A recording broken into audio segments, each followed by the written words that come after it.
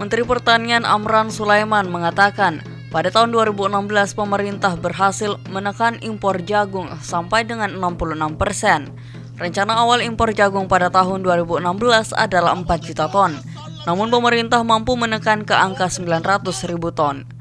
Dengan penekanan impor jagung ini, pemerintah berhasil menyelamatkan devisa negara sebesar 9 triliun rupiah.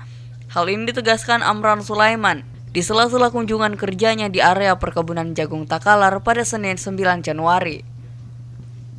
Pada kesempatan yang sama, Amran Sulaiman memberikan bantuan bibit jagung kepada petani di Kabupaten Takalar untuk ditanam di lahan 3 juta hektar.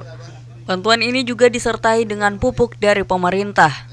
Dalam kunjungannya ke Takalar, Menteri Pertanian Amran Sulaiman bersama Wakapolri Komjen Pol Syafruddin didampingi Wakil Gubernur Sulsel Agus Arifin Nukmang.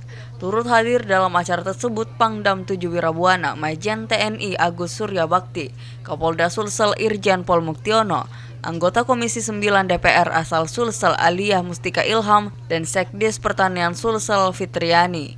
Dari Kabupaten Takalar, Muhammad Iksan, jurnalis Harian Fajar melaporkan.